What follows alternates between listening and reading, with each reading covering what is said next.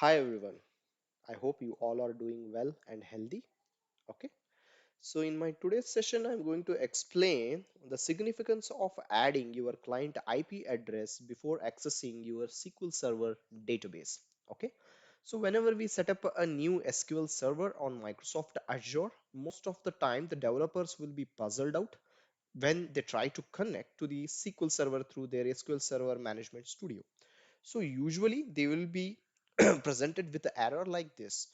So what it says, a new firewall rule, it says that your client IP address does not have access to the server. Sign in into your Azure account and create a new firewall rule to enable the access. So do remember this by default whenever you create a Azure SQL Server database on Microsoft Azure, okay, you won't be having the access to the SQL Server of Microsoft Azure by default, okay. You have to and you must add your client IP address into the Microsoft SQL Server created on your Microsoft Azure, okay. There are some firewall settings provided for each and every Microsoft SQL Server instances you created on your Azure subscription or in your Azure portal. So you have to go to that respective Microsoft SQL Server, and there you have to add your client IP address as a rule into its firewall.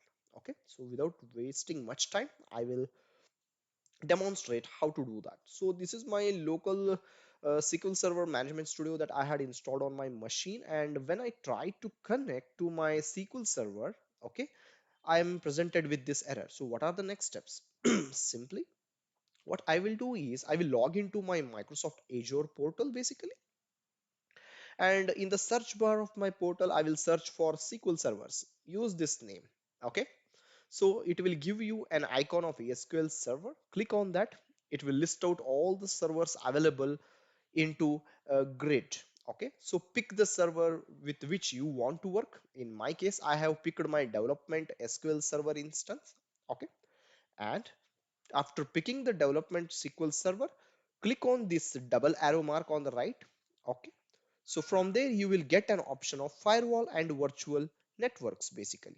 Okay, after clicking on the firewall and virtual networks from the side navigation bar which opens on clicking these double arrows, okay, what you have to do is you have to add your client IP address. And in order to add your client IP address, no need to go to the Google and check your IP address. The portal will automatically extract your present client IP address in this wizard itself. Can you see this? The client IP address at this time, it is 165.225.120.83. So what you have to do is simply you have to provide a meaningful rule name, enter this IP address over here, that's the start IP and the end IP. Okay. There will be scenarios where you can provide a range of IP address which are in a range, basically in a sequential range in some organizations or in some departments where you want to enable access to SQL Server. But in my case, I want this access to only my machine. So what I'm going to do is simply I will copy this IP address and I will create a rule. So in this scenario, I have created a rule by name sample1. Okay, just enter into this text box, okay, and paste the IP address which you have copied from here. So start IP, end IP, both will be same. So I have highlighted in arrow mark, sorry, in the tick marks.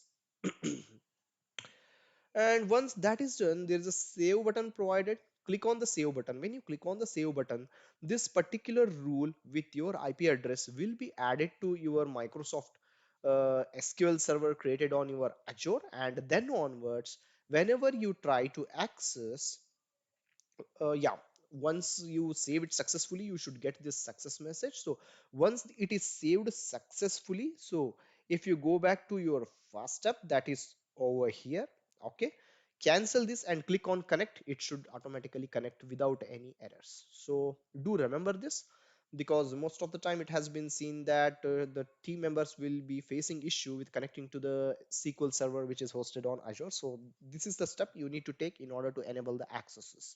I hope this will help you in your day by day development. Thank you for listening and have a nice day.